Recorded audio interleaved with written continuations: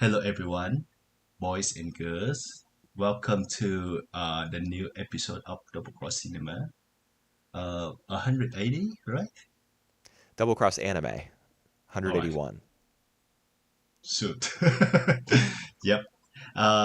So we're talking about the winter 2025 season.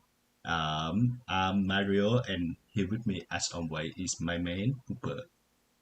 Hi, I'm here. So we have been doing this for let's say 6, 7 years now, Yep. and even plugging before that.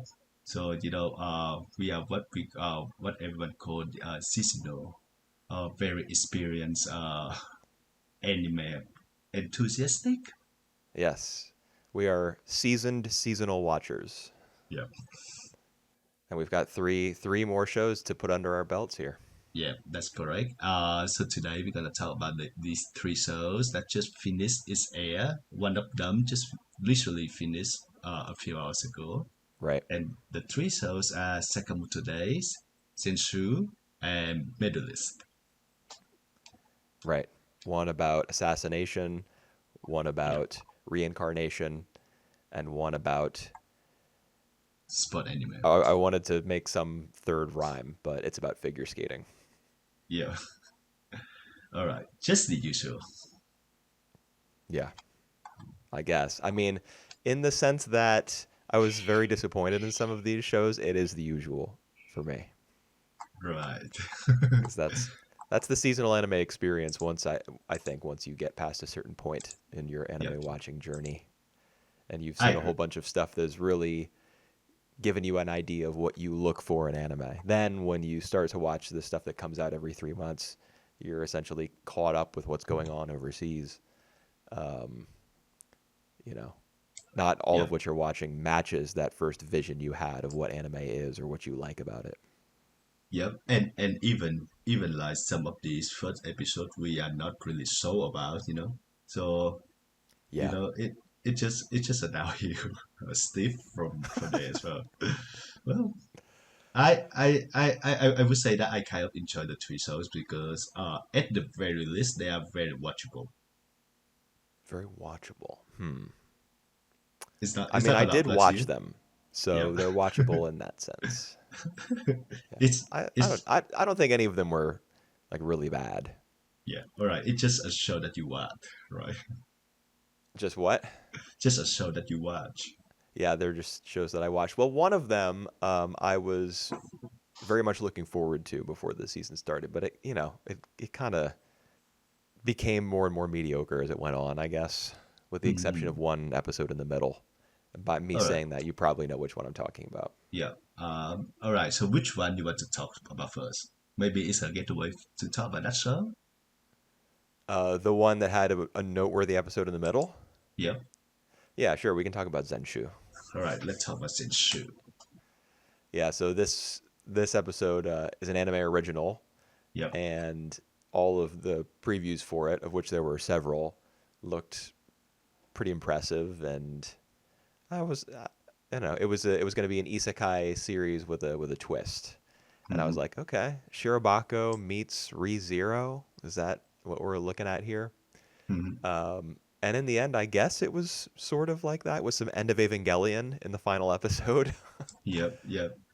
uh, but I don't know. I don't think everything really came together.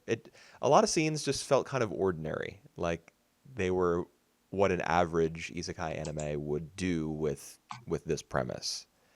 I don't think it really elevated itself above that sort of thing. I mean, certainly there weren't a bunch of embarrassing scenes where the male protagonist is surrounded by a bunch of cute anime girls. It avoided that by having a female protagonist and having her being like a working adult with a passion for art. Um, so it was, it had a leg up in that sense, but I don't think it really made a name for itself as a series I'm going to remember from this year. Hmm. Right. I would say that out of the three shows, I kind of enjoyed this one the most. Okay. I kind of see what you say as well, especially like between the look and Natsuko Hirose. relationship. You know, like it Yeah, just the romance was not not doing it. there. No, yeah, Yeah. it's the worst thing. I kind of like how Unio reaction towards that though. Because he I guess always he got kind of gave you like a character to relate to when the romance mm, was not really working. You could just be like, yeah, Unio really gets it. yeah, yeah, yeah, and He was mostly a comic relief character though. I mean, there was a yeah, lot of comic relief in this show. yeah, I agree.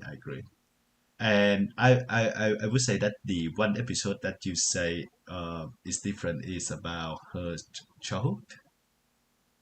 Yeah, it's episode 7. It has flashbacks to different relationships or friendships or whatever that she had with various Yep. characters in I her think school life. Like there was one in elementary school, one in middle school, one where she was a high schooler who went to the like the anime club of a university yeah, yeah, as a means of like gathering experience and being part of a student production. yeah. Or and with the like the goof things. The what? I the goof, like they actually, like the moment that they feel that they fall in love, or like it's hit them that they are all they have a crush on Natsuko, so they have that like reaction, and they vocalize that as well. It's like woof, or like something along that line. Okay. Yeah, don't Yeah, I remember mean that that though. does connect the three Yep, stories. yep. That all three of these people, her classmate in elementary school, the track and field athlete in middle school, and I guess the college student, the head of the anime club. Hmm. They're all like bowled over by her dedication and her talent Yeah. and all that. You know what that episode remind me of? What Haruhi's Suzumiya. is there like what about it reminds you of that? It just like from the point of view of other characters about a girl who like just spring on to do her things, and like be more attractive because she does her thing, and she kind of weird, she kind of like not a normal girl. It just have like really Haruhi vibe for me. Yeah, I can see that. But in Haruhi, we're like Kyon is the narrator, and we're kind of locked Yeah, into his point of view the majority yeah, of the time. yeah, true. Um, Whereas this episode is kind of split into three parts. Yeah. But perhaps, I mean, I guess you could say that those three characters are like the three non-Haruhi, non-Kyon members of the SOS Brigade. Yeah. Who, Yeah, yeah, yeah, which one that would be work. which? All right. The first one gonna be uh that's interesting. The elementary school student would probably be the purple-haired girl, Yuki Nagato, right? Yuki, all right. Because they're both on the quieter side, I think. Right. Yep. I would take that. And then the middle school student is the one who has a crush on Haruhi. So already it's breaking apart, breaking down. Like this Yeah. analogy isn't really working. No, no, it's not. No. Oh well. Yeah, I can. It is kind of Haruhi esque, I guess. Yeah. Um, that she Natsuko's the central character, but we're seeing her through other people's eyes. She's Yeah. not the narrator of her own story. Yeah. Yeah. Yeah. All right. Speaking about uh, the story, there is really some many threads that really haven't resolved at the end, and I still kind of left wondering. Such Uh, as Such as, for example, I have two of these things. The vote, they later on they appears as like some of them and Natsuko design. So is it implied that they just kind of involved because they see what the power that is, and they kind of evolve to that, or is that like it because of Natsuko's effect that that kind of change the monsters into this. So I is think it's.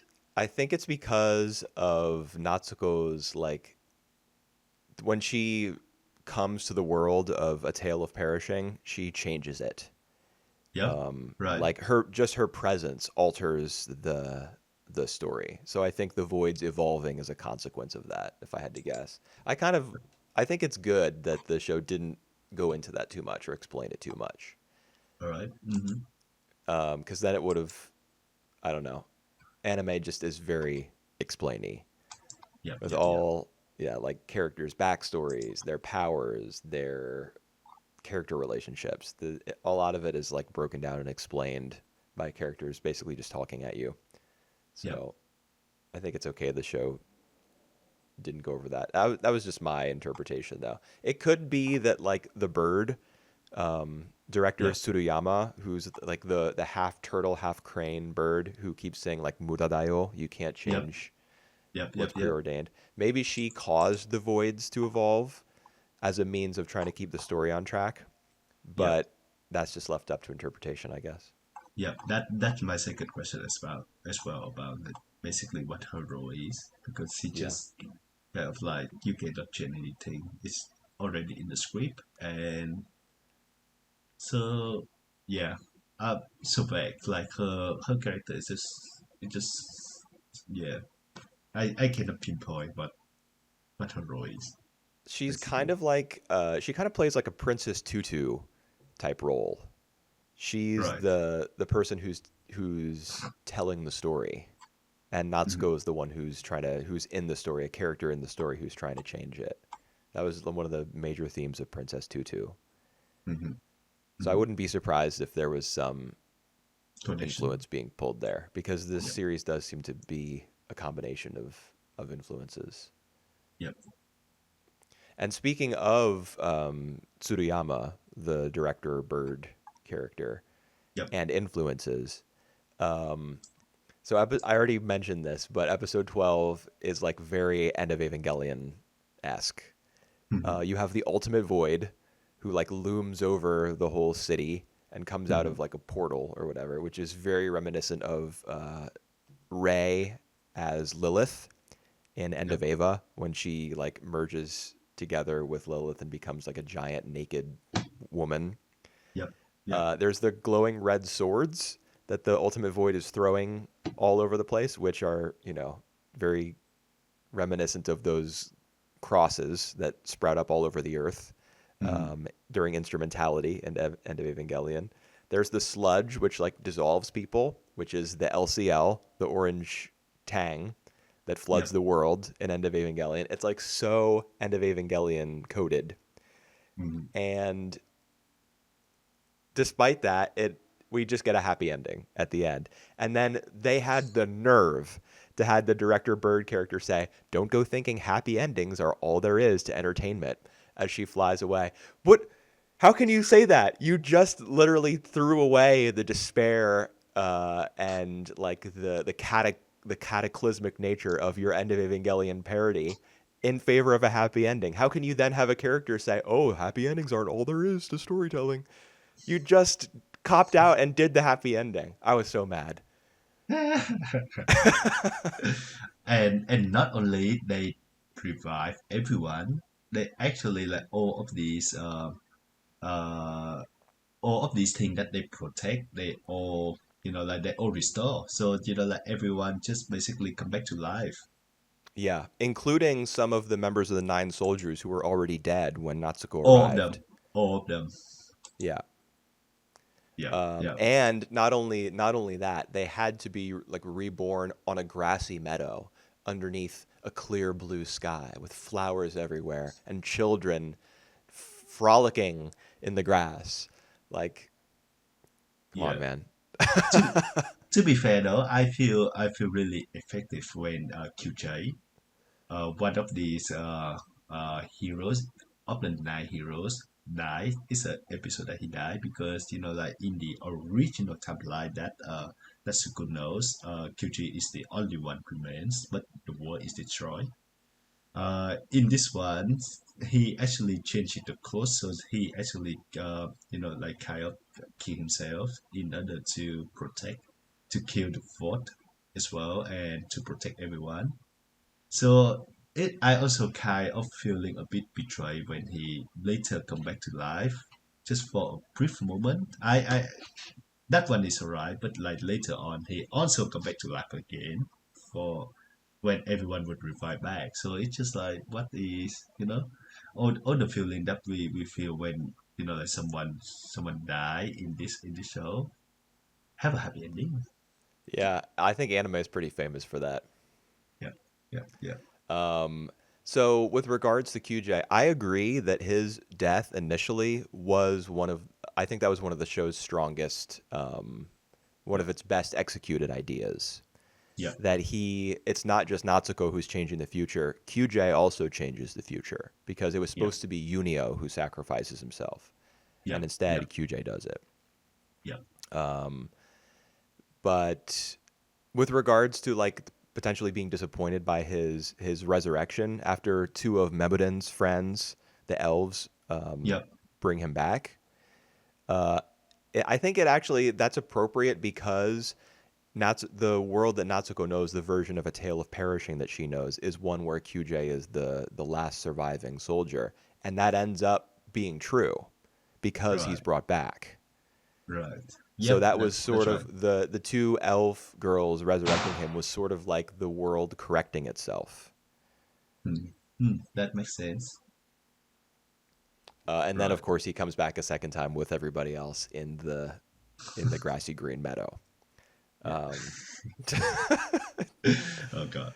I Yeah. just like I I would have preferred, I think, if this show had been a little darker and the whole end of Evangelion thing had been built up to with a little more grace. Yeah. Because I don't know if it's a 12 episode series, and I don't remember whether it was episode 10 or 11, but in one of them, over the course of the episode, all the townspeople end up getting split into two camps where they either Yeah.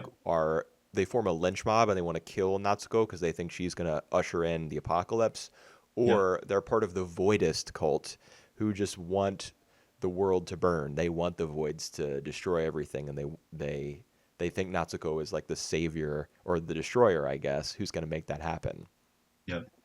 And I thought it was extremely clumsy how every few Yeah. minutes I we cut away to like scenes of faceless animal people, just residents of the town who are like, "That's Natsuko over there. yeah. She's a bad girl. She's gonna Yeah. kill us all." Or "That's Natsuko.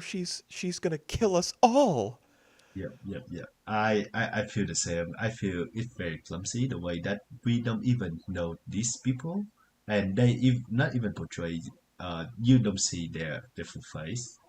They kind of like onto Nezuko and kind of ignore Luke at the same time, even though Luke was like right there, Yeah, protecting them or doing some other things. Um, and it's very ridiculous the way like them and the cows they just say like Nezuko is our savior and then get wiped off right directly immediately by the void, and it yeah, just looked very that comical. Oh my that god, it's was just pretty so fun. funny. Yeah, yeah. Oh my god. Oh, but yeah, I feel like that was the most clumsy part in and along with Luke and Natsuko's relationship. Yeah, I mean, Natsuko being from another world and Luke having been raised since he was a child to be A the hero. hero, Yeah, it makes sense that she would like you know be very attractive to him, being someone who is so who I don't know behaves so differently and doesn't have any preconceptions about him, not being from his world. But the thing is, she knows all about him because she's seen the film, yeah. um, and of which he is the star. So I don't know. Maybe that's part of the issue where the portrayal That of their relationship I is think. concerned. All right, I think that's why she hang up as well because for her, Luke is like a 2D anime characters that she know for her life, but not as a real person. But Yeah. at some point when she get back, uh she was like, but the person I'm talking to here is a good person, so she kind of changed her perspective on that as well, and she kind of like warming up to this version of Luke. Yeah, I think maybe she should have had that realization earlier, Yeah, yeah, like further in advance of him turning dark and becoming the ultimate void, because yeah, then she would have more time to grow attached to him as a human being, so that his, death and transformation into this eldritch being would have more impact on her. yeah. How do you think about this earlier part when Natsuko, like her, she kind of, like saw everything, so she kind of getting ahead of herself, and she nearly it's nearly backfire on her. Or when the event of Memen, who's, we find out that she's like the head of the cult who want the world to end. Yeah, so that was episode 4 is the Memoden episode where we find out she's the head of the Doomsday cult and stuff. That was Mm. bizarre. Bizarre. Um, In what First of way? all, the show it introduces in episode 4 the concept of a Doomsday cult who want the world to be destroyed by the voids. But Yeah, then it brings it back like 6 or 7 episodes later with the voidists, all yeah, the townspeople like who in the two camps, one of them is also forms a doomsday cult. So the recycling of that idea is pretty weird. But even just taking episode 4 in isolation, the way that that plot is resolved. First of all, we hardly know Memuden, so the yeah. idea that she has this existential, Crisis. crisis about having lived for so long, Frieden style, is not really effective because we hardly know her and she's mostly a silent character. And second of all, uh, how if she has these like deep feelings of dread about the future and just feeling as though it's pointless and hopeless, and humans are just going to continue destroying each other, why would she be so enchanted by a drawing that Natsuko whips up? Like it, the whole concept of her falling in love with a fictional character, uh, and that being enough to get her off the path of wanting the world to be destroyed. It. I didn't buy it at all. Like the Yeah, whole dance scene with Sir Exister, the yeah, the character that Natsuko draws. yeah, I was like looking at my screen, like kind of squinting my eyes, like, what is this? What how am I supposed to feel about this? I didn't yeah. like that at all.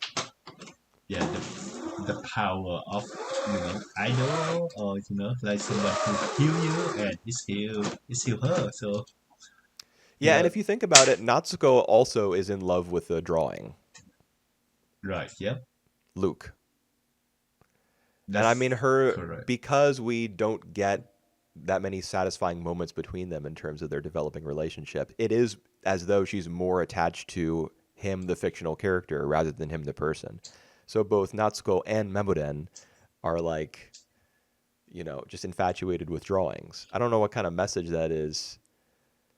I mean, I Yeah, guess it's an anime, so a lot of people who are watching it are probably also overly attached to drawings. But yeah. I just think like it's the power of uh, drawing, and it's the power of, like these characters can do to you. Like it's can heal your soul. With yeah, that. but I don't buy that.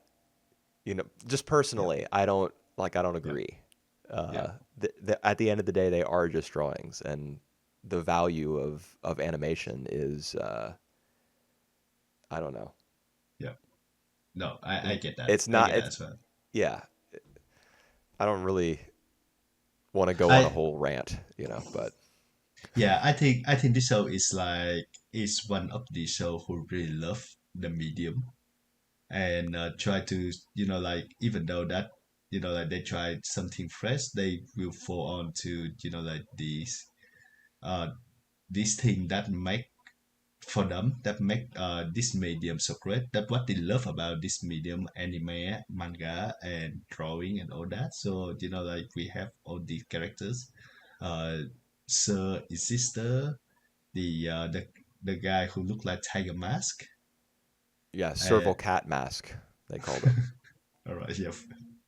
And all these characters who like who bring the like friendly pure joy to them and have like the massive effect to them, and it doesn't really apply to us. So I think that's where we hang up Maybe.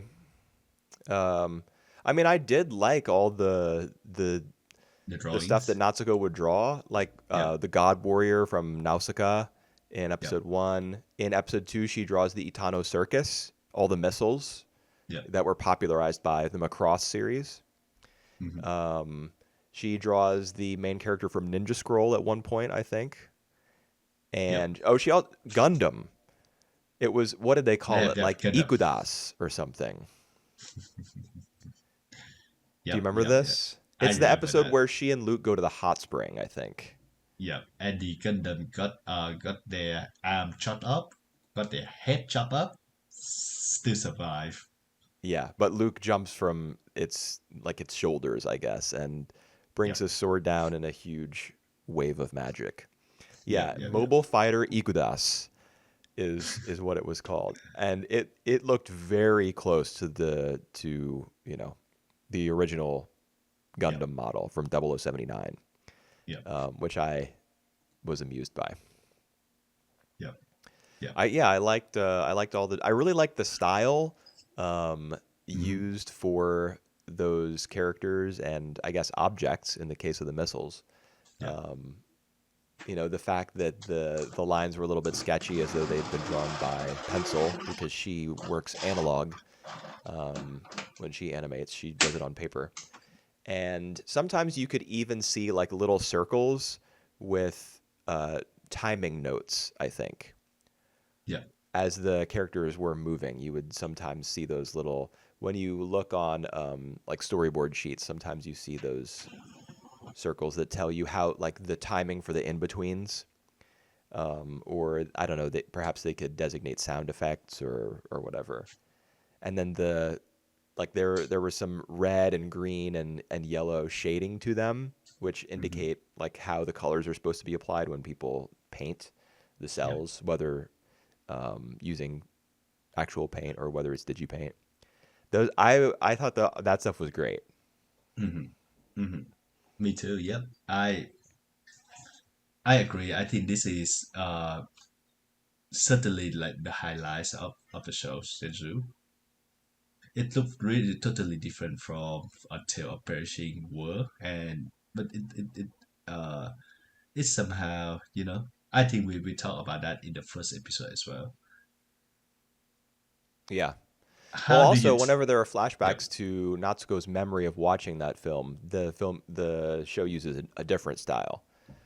right, yeah, One with yeah, like a grainier filter over it and like thicker lines yeah. to indicate that it's the film from her memory. All right, how do you take on Justice the Dragon? I didn't really connect with Justice. I mean, I get that he was Hmm. supposed to be the member of the nine soldiers who's fallen off and like taken Hmm. comfort in the bottom of a bottle, Hmm. and he just doesn't have it in him anymore. He can't fly, all that, but Yeah, I didn't particularly like him. I mean, I thought it was cool that even though he said that he wasn't able to fly and that he had difficulty flying, I guess, he couldn't do it in the way he once did. He still brought Natsuko like up the tower in whatever yeah, episode that was, maybe episode 6 or so that yeah, she could draw stairs so Luke and I think Unio could ascend the tower and kill the void. I thought that was very cool because prior to that, she had only drawn very flashy stuff. yeah, But this time she drew stairs to literally support her teammates, yeah, her friends. So yeah, that was a good, you yeah, know, metaphor, I guess, for her not just being the star of the show and not just keeping all the attention on herself, but working together with Luke, yeah, Unio, and everybody else. yeah. And we don't exactly know the true nature of the vote, right? Because no, at no point learn about them at all. So Well, they're just, I don't know. In the original film, A Tale of Perishing, the voids just destroy the world, and that's the end of the film. yeah, So they're just like an unstoppable antagonistic force in the narrative. all So right. they fulfill a similar role here. They're just the bad monsters that have to be beaten. All right. I think one last question that I want to ask you is how you take up the ending, where like Natsuko, after revive everyone, she says she gonna have to part this world. I don't know why she know that, but she did. She come back to the real life. She become more mature because of that. Even though in the first episode we see that she got poisoning, food poisoning, and maybe that ends her life. But in any cases, she kind of like meet the gang where they promise them, especially look that they're gonna go to that real life to look for her. Do you take all of that as a dream, or is it, you know? Yeah, I don't really know. I do think that her seeing those characters, Yeah, some series do that and are able to pull it off. For example, you probably know. Well, maybe you don't know which show I'm about to. no. Okay, it's Sunny Boy. All right. Yep, When yep, yep. when Sunny boy. Nagata returns to his world, not his original world, but some like mirrored version of it. Yep, Some of the characters from that alternate, dimension are walking through the halls of his school. yep, And I thought that was pretty cool because of how Sonny Boy plays with the idea of parallel worlds mhm, and all that. In Zenshuu, it's really just the real world and then A Tale of Perishing. And to yep, have all the characters come on over to the real world to be glimpsed by Natsuko and for her to do a double take and be like, "Did I just see what I think I saw?" I thought, yep, it was nice enough, I guess, but I yep. didn't really get much out of it. Uh, I don't that I is, don't know whether the whole thing is a dream or whether she just dreamed that individual moment or what. yep. What do you All think? right. I can take it both way. I I think that is supposed to be a happy ending film, right? So, you know, Right. uh, it doesn't matter either way. Either if she just see some hallucination, if she see the real ones, it's supposed to be she still remember them and still hold on to that promise. Well, it's Luke who makes a promise, right? He promises to go and see her in the real world. Yep, yep, yep, So, given that promise, perhaps he really did find a way to cross over into yep, reality, which he thinks is like the name of a kingdom or a country or something. yep, yep, yep. I mean, I would say it's probably just like a little hallucination on her part, or like her memory of them, her fondness for them, or longing for them is what makes her see it. But Yep. it really is just supposed to be a happy ending, All right. Yep. even though the director Bird told us fiction isn't just about happy endings. Yeah. Well. Oh God. But All it pretty right. much is. I mean, 98% of people when they set out to write a story are looking towards a happy ending. Yeah. Especially with the original Tale of Perishing is not a happy ending.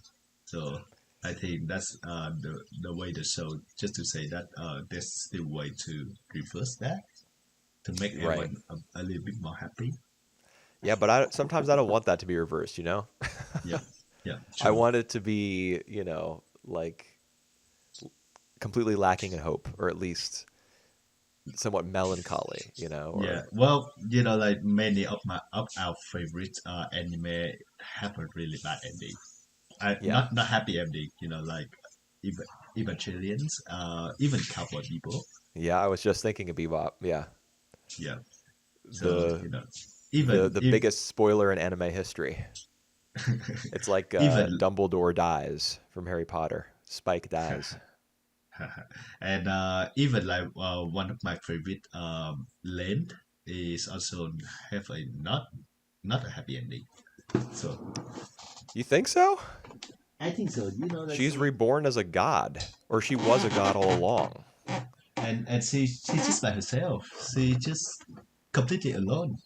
That's true, but doesn't she have like a final scene with her best friend, um, where there's like some indication that her best friend understands that Lane is different and needs to go off and do her own thing?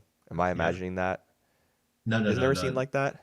I think there was that scene, but Yeah, ultimately that scene she's I think alone is by what makes herself. me feel as though Lane has like a kind of a happy and a satisfying ending, even though she loses her humanity, or perhaps she never even was human. She still ends up in a like for by contrast, Madoka Magica has a the TV series has a happy ending, but Rebellion definitely does not. Yep. Um, Yep. when you're talking about characters who are like are gods or who have become or will become gods in Madoka, um, I think Lane is more optimistic in the end than Madoka. Though we haven't, movie four still has not been released. Yep. Yep. Alrighty. You have any other notes on Zenshuu before we go to the other shows? I have a ton of notes here, but we covered everything. You covered everything, All right. I think. So we can just go on. Uh, Medalist. Sure. All right. Medalist. All right. We Yeah. talked a bit about that about this show before the postcard, and from my impression, Whooper is not that keen on the shows. Like, if there are a second season, I'm pretty sure that you wouldn't want to watch any more of that, right? No, I don't think I would want to watch a second season of any of these three shows. Right. I mean, Yeah. I might check out a second season of. I don't. Zenshu obviously does not need a sequel, Yeah. but I might check it out if it got one. But Yeah. there's no way I would watch Medalist Yeah. season two. Like this, there's absolutely no way. All right. What's your impression on the shows? It's just way too straightforward. Yeah, I agree with that. It's so. I was just very bored. Honestly, that's the best way I can put it. It was so unbelievably straightforward, and I mean, the first episode showed some promise because Inori was a character who had like no self confidence at all, Hmm. and obviously figure skating was going to be the way that she would discover a part of herself that she could be happy with, and the writing was on the wall, but I at least was impressed, or I thought the show did a good enough job of indicating that she was somebody with a lot of sadness that she was carrying with her. And the show still went back to that multiple times throughout this season, but it was just so overwhelmed by her determination to be the best and her coach's Hmm. determination that she was going to be the best and all the friendships that she made and all the skating scenes where she was like so just so happy to be out on the ice and she was just doing what she loved and like it was like Yeah. 95% just straightforward sports series with really boring shot composition. Um, it really I, was. all right. the skatings I the skating scenes were the only time where I was like really paying yeah. attention to what was on screen. Yeah. I would say that the skating time is the one that I enjoy, and this is one of these very rare show that I don't feel the the disparity between the skating scenes and the normal scenes because they just look kind of the same. The Yeah, models, the CG the stuff. models Yeah. were very reminiscent of the show's regular style. Like Yeah. Yeah. that was I mean, kudos to whatever animation team was responsible for 3D CG in Yeah. this show because they really nailed it. Yeah. Yeah. And as a result, the skating scenes were very cool. You got Yeah. to see lots of little intimate details of each performance. Like there was discussion of the characters' fingertips Yeah. Hmm. sometimes, but like the coach would say, "Oh, your performance was so elegant, even down to your fingertips," and in many anime series, when a character says something like that, you're just supposed to take it at face value. But in this Yep. show, you can see it. Yep. You like, what the coach is saying matches up with the performance that's put on screen, which is great. Yep. All right, I tell you what I like about this show first. So that was one of the things that I like. I also like the skate figures or ice skating in general. Like I never been to that sport before. I don't know how to skate, but just watching them go through one step at a time, doing like one trick or one like technique at a time, actually is pretty good as well. The characters, I feel like the characters, they are very young age. They are just like a 10 or 11. They don't act like 10. They some of the comment that they make just feel too old for their age. Isn't Inori 14? So at the beginning, I think she was like just 10 or 11. And then I think at the end of the series, she not. My take is that she's just like 12 or 13. It's like a year had passed. Huh. It is a That's year my that's take. passed. I think we get that. Yeah. We learned that at some point. But I thought she was old. I thought she was 14. All right. Maybe She would. maybe she's younger. But I mean, the one of her She. primary concerns is that all of her peers, now that she's part of the figure skating world, have been doing this so much longer than she has. Yeah. All right. She was a fifth grader when they first met. So Really? she would. Yeah. She would be around 10 or 10 or 11. 11. Yeah. Yeah. Okay. My Because they bad. are. There's a That's big so good. difference between 10 and 14. Yeah. Because I think they're all supposed to be preteen. They're all supposed to be what? Preteen. So they just like pre-teenagers before like getting yeah, before the teenager, preteen. Okay. Yeah. Yeah. Yeah, I mean, Uh, I that makes sense. yeah. Some of the characters though, like Rio, the boy, uh, I cannot stand him. He's just so Well, so he rude. definitely introduced himself on the wrong foot. Yeah, yeah, yeah, He like calls her like an ugly shrimp or something yeah, along those lines when he meets her in episode 2 when they're like hiding in the bushes for some reason. yeah. Because I think they met Hikaru. Inori met Hikaru the first time there. I think, if I can recall that correctly. Yeah, I And I assume she was in the bushes to get worms yep, because she has a weird fixation on worms. yep, yep, yep, yep, yep. It's camper. That Yeah, was his I mean, name. there's a reason for it because that was how she gained entry into the skating rink when she Yep, was still an amateur. yep, Um, but it is weird, and the link to like the little pull strings on Coach Tsukasa's sweatshirt because they're yep. like worms. I don't know. I guess that was supposed to be cute or something. I just thought it was odd. Yeah. I felt a little bit odd as well on the Shukasha episodes, where it turned out that he have supporters who kind of support Right. him, and he kind of run away from them. I just Yeah. I feel a bit mixed about that because I don't feel like I fully understand the context of that. Yeah, it is. It's definitely a flashback episode that, despite like flashback episodes are supposed to give context. Yeah, yeah, That's what they're for. But this flashback episode, I'm looking here at my notes. It was episode 6.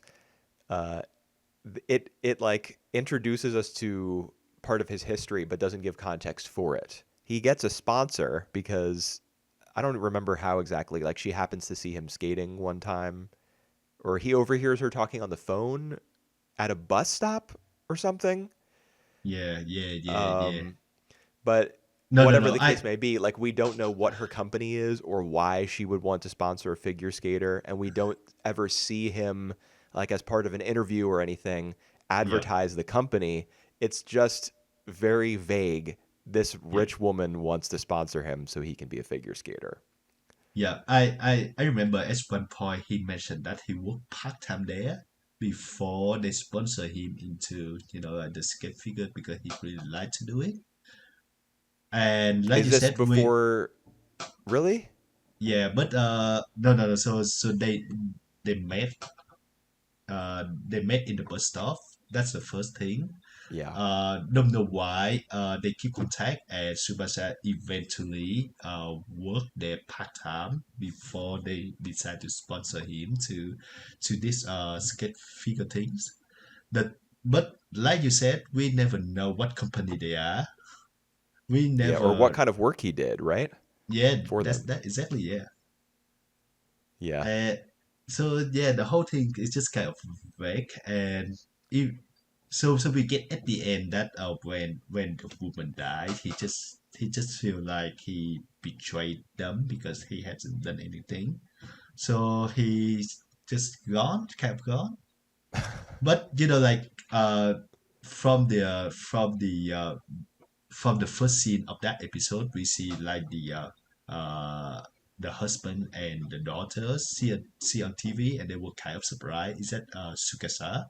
I thought that he was still doing some skate figure or something. You remember they have that kind of remark? I remember when they see him on TV at the start of the episode before the OP. Yeah. I don't remember why he was on TV. I assume it was something to do with Inori. Yeah. So he it were Inori who do the champions things, and he was sitting there in the stadium just cheering for her. So that's why he was captured on TV. Okay. Yeah. Yeah, I the don't whole know. thing the whole thing is just kind of fake, and Yeah. we got like a very really close look at Inori, like through her beginnings, and then just like that is what you have passed. She just passed from like what they call the the first test. I don't know what exactly the term that they use, but it's like the test number one. She go all the way to test number six Right.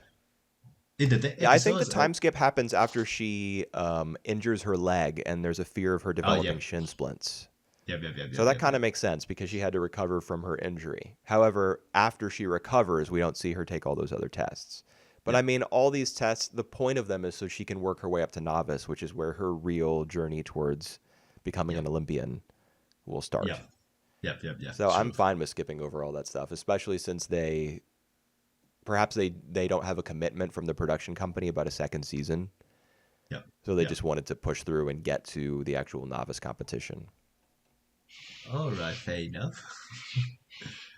Yep, I mean, I thought it was good that there was a risk of injury for her instead of everything just going so smoothly. Because for most of the show, yep, things do go very smoothly, even though she gets nervous and she forgets her figure skates, and Tsukasa has to go running to get yep, them from the yep, train yep, station, even though it's clear from like the path that he's running on that he could have easily called a taxi.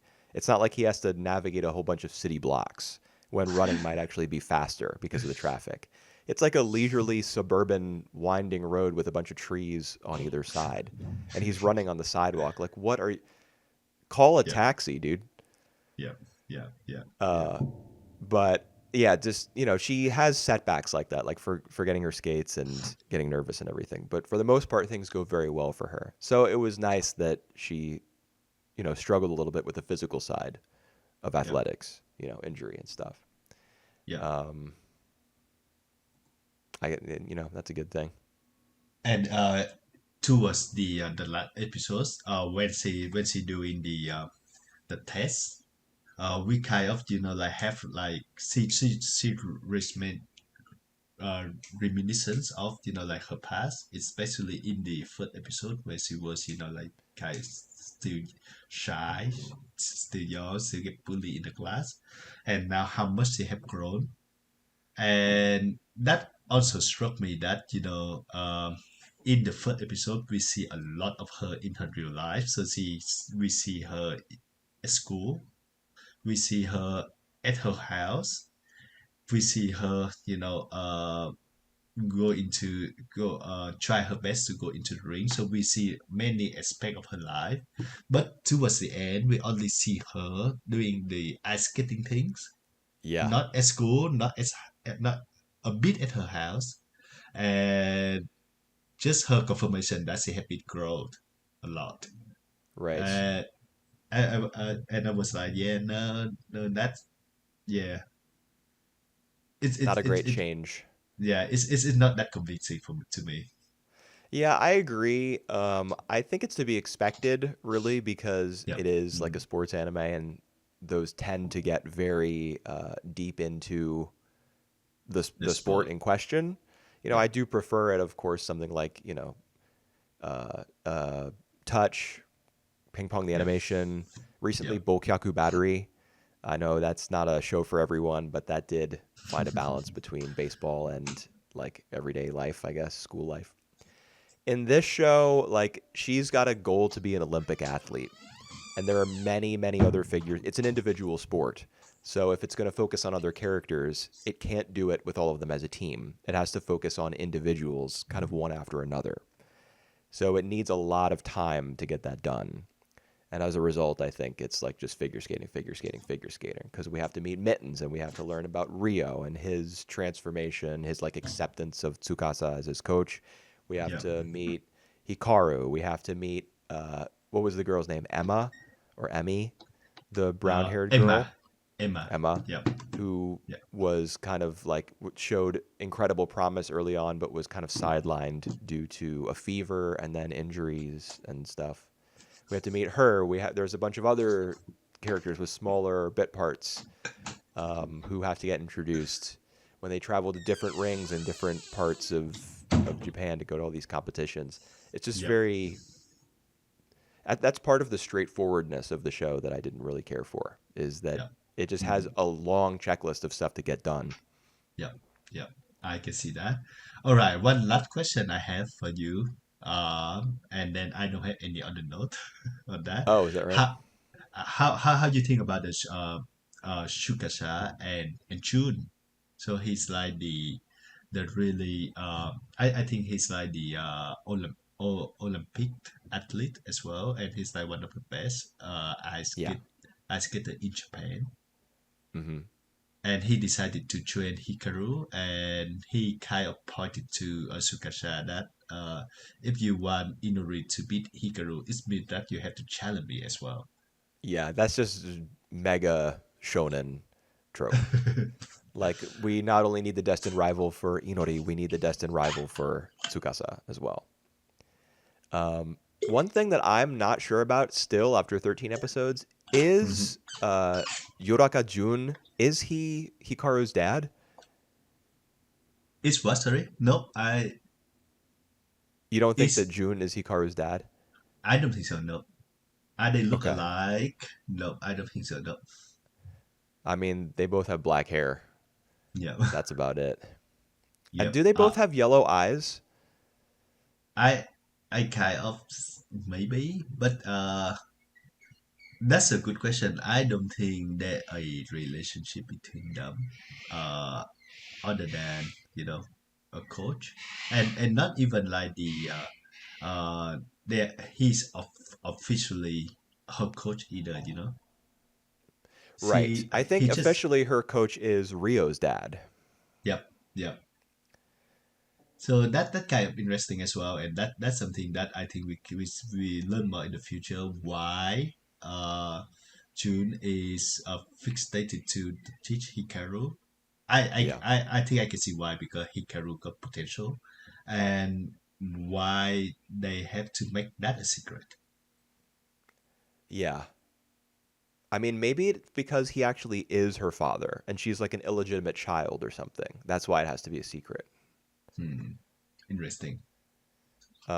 But now that Maybe you kind of, as you were saying all that, my brain kind of got started on an idea. I think I would like this show more if it had a dual protagonist setup with Inori and Hikaru, Hikaru.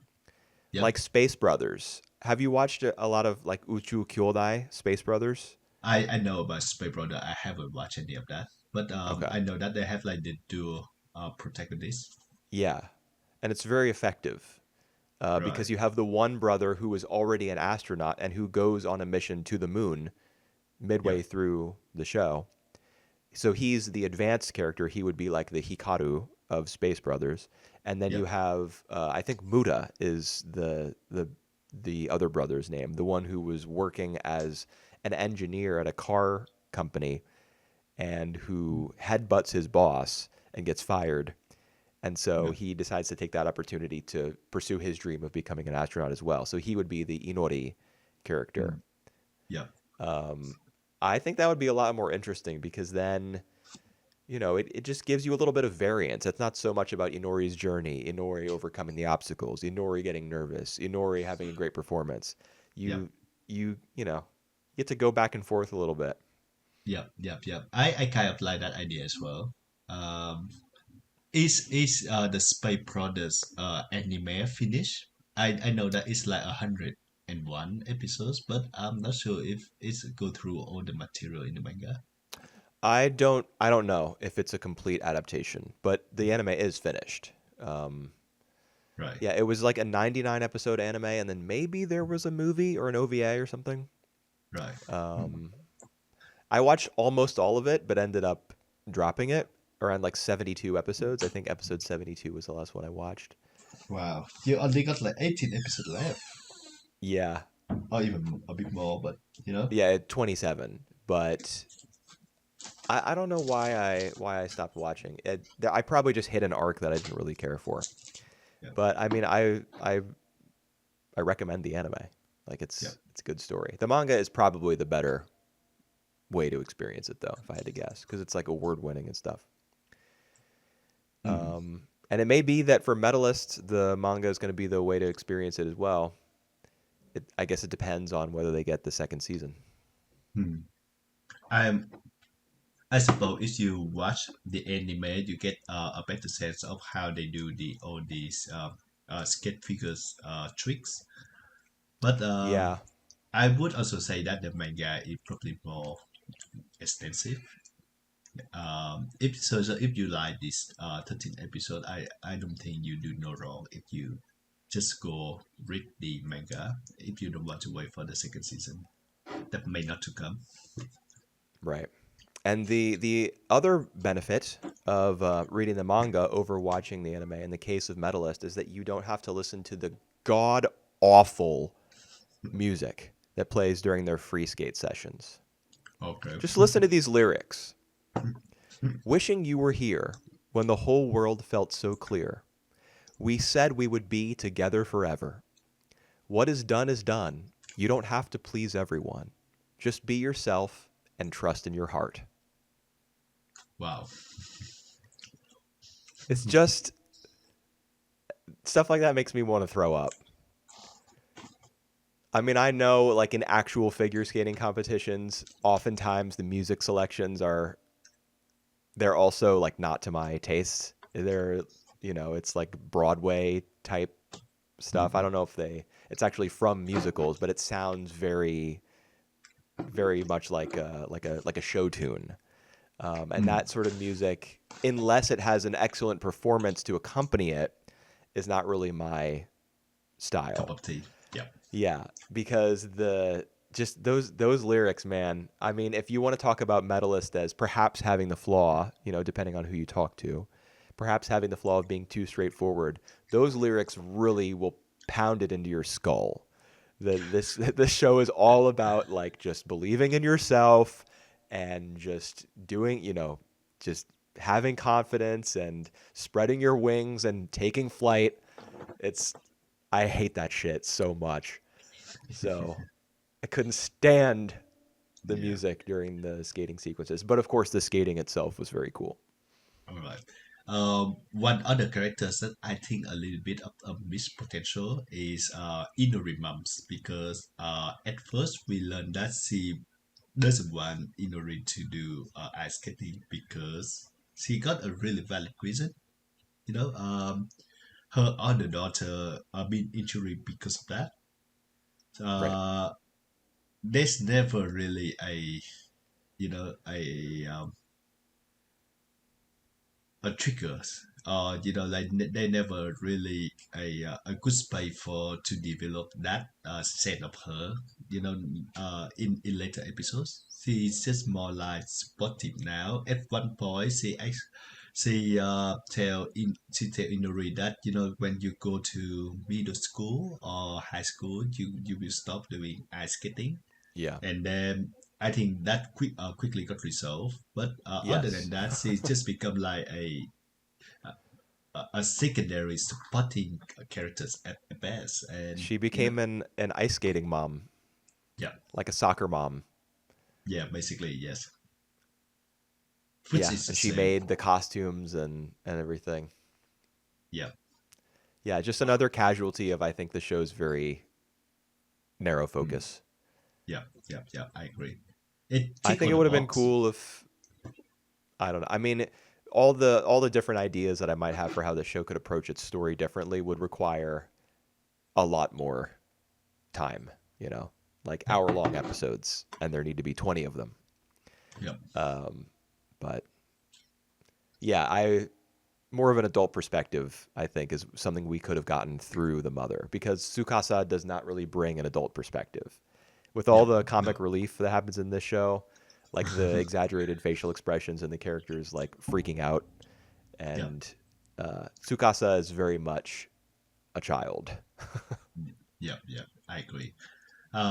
Yep. So I would say that this show is straightforward to a fault. It tick all the boxes, but because of that, it suck out all the fun as well. Yeah, box ticking is not really a method by which you can make a memorable anime, at least I in my agree. opinion. Yeah, yeah. All right. I think a lot of people like the show though. You know, Hmm. I think it I kind of took people by surprise, the same way that something like Orb on the Movements of the Earth did last year. I kind of still enjoying it. That if there is a second season, I might watch it as well. So you know, I think I kind of like a supportive camp for the show. But well, You like what? I'm kind of like a supportive, you know, Oh, you're in the camp of people side who like support this shows. Medalist. Yeah, Like, yeah. okay, So well, so like you're one of the people in the stands who are cheering and clapping when not Inori really. does something awesome. Uh, Not really to that extent. I just kind of like kind of the guys who watching the TV and Okay. o- occasionally just comment and oh, is this guy still doing ice skating show like that? I see. You were just wandering by the ice rink and uh, your legs took you inside and Yeah. you didn't know what was going on, but all of a sudden you were watching and you were like, huh, this is interesting. Yeah, yeah, it's like that. So curiosity. I see. All right. All right. Yeah, And the I didn't really care for it, but it's not, it's not a bad show. mm, how about Sakamoto Days? Yeah, so Sakamoto Days is one that a lot of people thought was going to be really The one. bad All right. because Yeah. people's Mhm. expectations for shonen fighting anime have just gone through the roof. We've gotten Mob Psycho, Demon Slayer, Jujutsu Kaisen, Mhm. etc. And Mhm. now everybody thinks that that's how battle shonen are supposed to look. Yeah. Sakamoto Days looks like a show from 15 years ago. Even Um, I would say even the humor is like from 15 years ago. It would have been fresh with that idea you 15 years know, ago.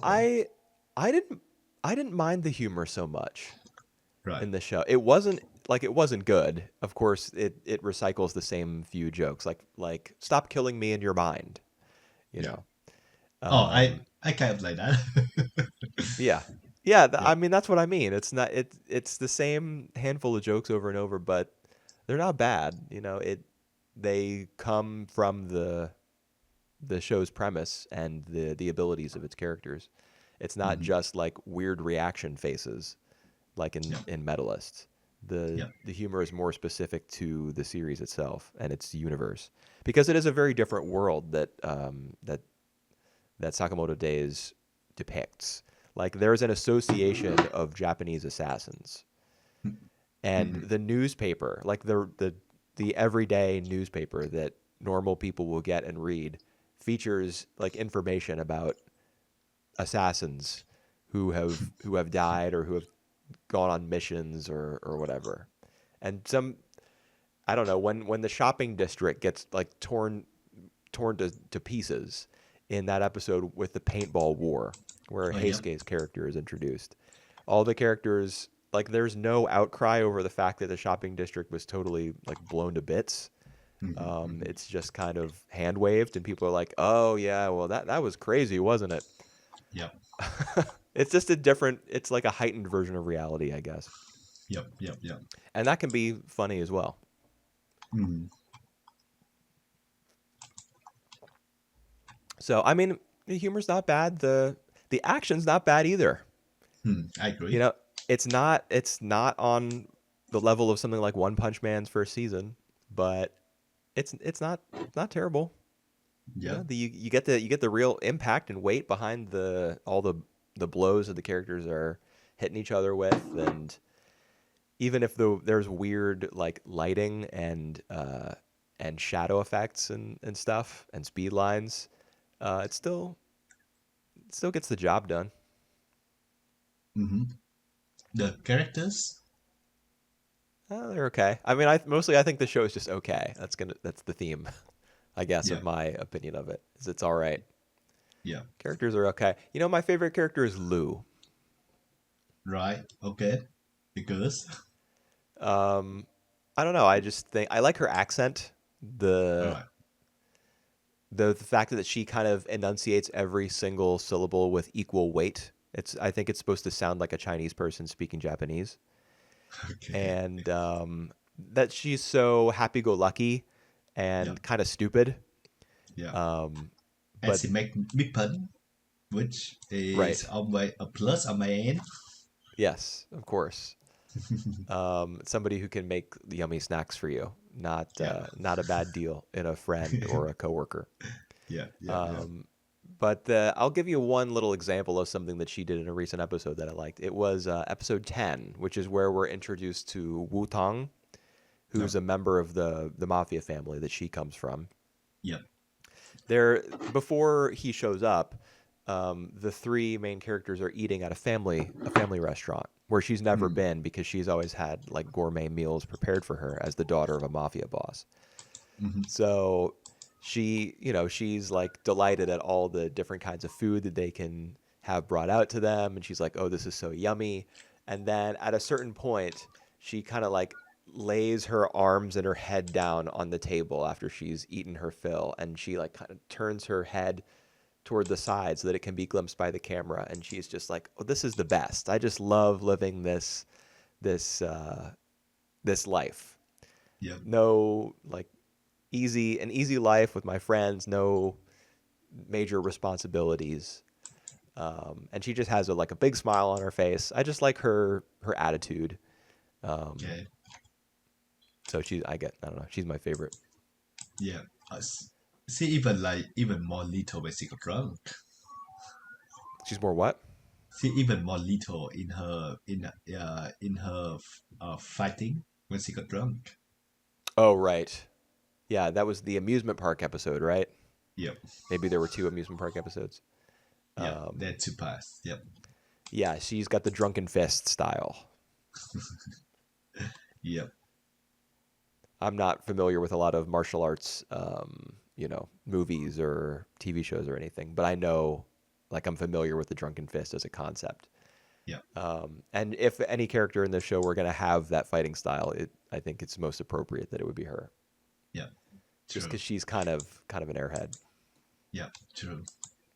I would say that the show is I would say that again in for all of the show that we watch, it entertaining enough on the like episode to episode basis. So it's got a clear beginning, middle and end. It have like very fun action we got very clear that this is the episode that that introduce these side characters, or this is an episode that get to know more about Shin, and this is an episodes where everyone just on Sakamoto head, and Right. Yeah, every episode definitely has its own mission. yeah, and like all these action scenes is like ridiculous in a good way. All the characters are over the top in not a bad ways, and like it kind of mix between like very that heightened like that impossible action scenes with like many like everyday lives like Sakamoto or he does for all the incredible thing that he does. He just wanted his wife not to know about all Right. this, Yeah. and He just he wants to he keep his marriage secure. yeah, he just gets shitlet when she get angry as well. So like that's something amusing, and that's something that like we can all relate to. Yep. So Yes. so yeah, it's a good thing. The episode 11, the last episode where they introduce the four villains. Yeah, they're like I'm not, serial killers, right? And yeah, I think it's Slur, the overarching antagonist, right, yeah, um, who who recruit helps them them. escape. Yeah.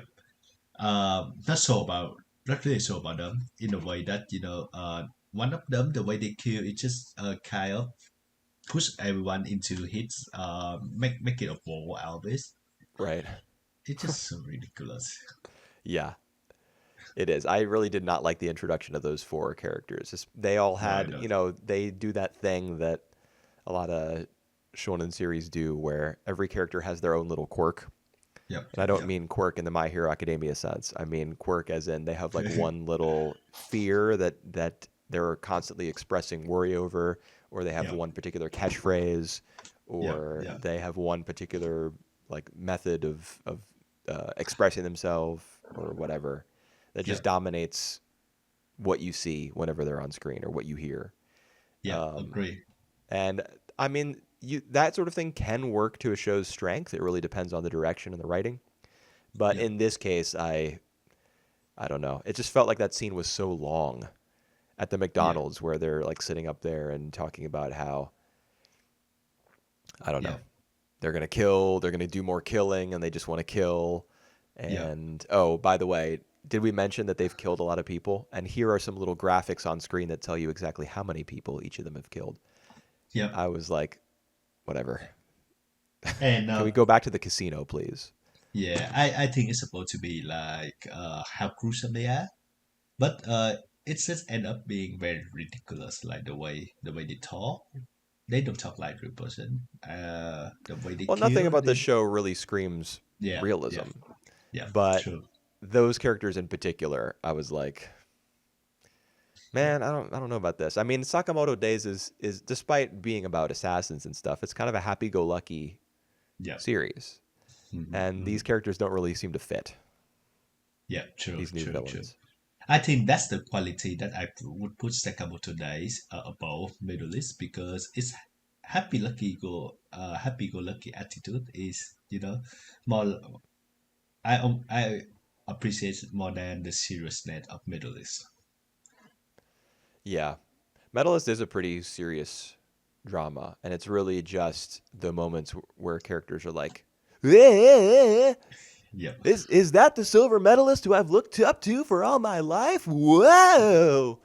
yep, Those are those are where the light comes through, or the levity, the less dramatic parts. But in yep, Sakamoto Days, it's more, I don't know, built into the tone of the show. yep. But They're killing each other, but also to say it's that, funny. yeah, it's funny. But also to say that I feel that the stories, like the story of each episodes of Sakamoto Days, is kind of predictable as well. You see a character Yeah, pop up, you kind of know what they say, what they're gonna do, and what the result gonna be. Yeah, Let's just take for example, Heisuke, the guy, the sniper guy, right. who Who he wears the looked. same outfit as Gon from Hunter x Hunter. Yep, I about to say that, and he Yeah. got the same hairstyle as well. Oh Yeah, and God, also the poison user in the amusement park episode looked very much like Hisoka from Hunter x Hunter, the clown guy. right? Yep, yep, yep. I was like, huh, clear inspiration there. It's Yeah. it's a more modernized uh cop, copy from the other show.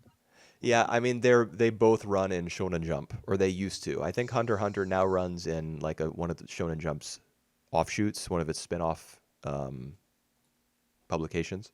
Yep. But I'm sure it's just, the author of Sakamoto Days paying homage to like his favorite Jump series. Yep. Yep. But what were you saying about like when Heisuke shows up?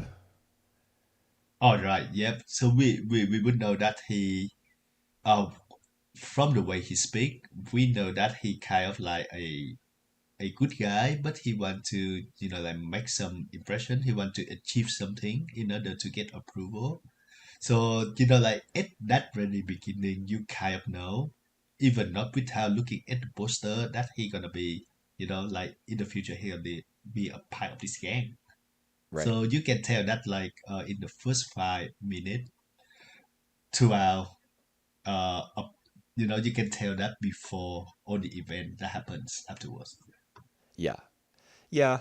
I mean, that's true.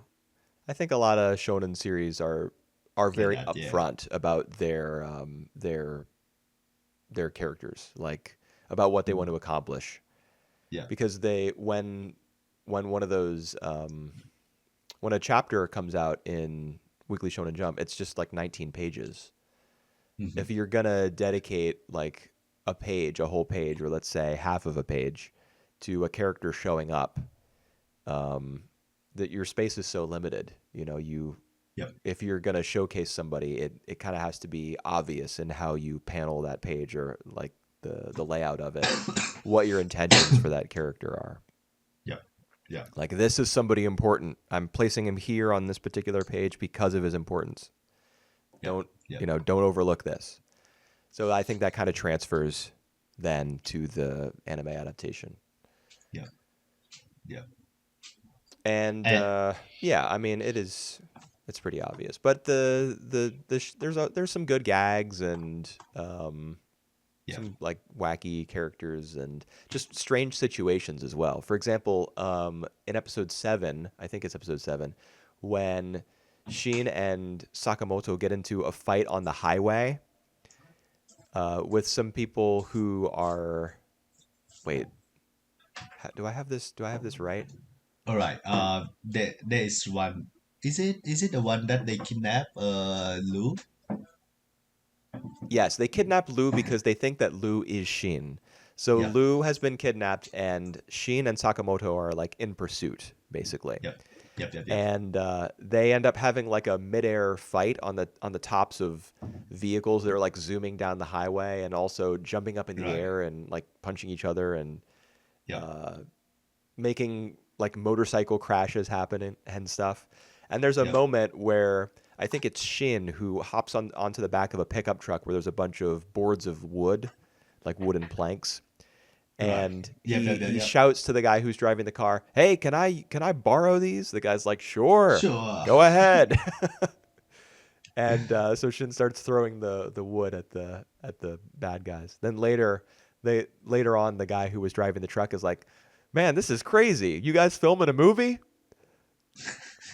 It's just, that's just very funny to me. It's just Yep. cute. Yep. Yep. Yeah. Oh my, I agree. And everything have to do with Sakamoto because I think he just have that deadpan expression that he doesn't really let on any emotion in his face, and when he see like everything that happen around him, everyone freaking out, and he just have kind of that face. It's Yeah. amusing as well. Yeah, and he inexplicably transforms into a thinner version of himself Yeah, yeah, sometimes yeah, when it's, when the battle necessitates it. when he's got to like kick it up a notch. Yep. And there's no explanation for that because there really doesn't need to be. He's Yep. just the ultimate Yep. hitman, and so if that's part of his ability as a killer, then so be it. Yep. True. True. True. Yep. I think the best fight I see, and there's a lot of good fights in this show, but the best one I see I think is the one where Sakamoto and Shin have to fight a dinosaur. Yeah, And, I remember that. and That's the dinosaur is in the lab, right? Where yep, Shin was raised. yep. And Sakamoto just want to keep the dinosaur like the shape of the dinosaur so that he can show his daughter. Yeah. He So wants to he bring his tried daughter back to the museum. Yep, he tried his best not to harm it in any way, but then later on just say, "Oh, just fuck it. Yeah. I'm just gonna He's like, this is destroy too much you." of a pain. This is Yeah, annoying. I just want to win because I yeah. always win. So yeah, I really enjoyed these heroes.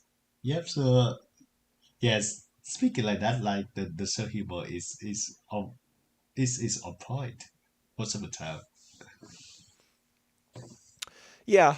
I even liked episode 10, which was kind of a break episode after the lab arc, but before the casino, Right.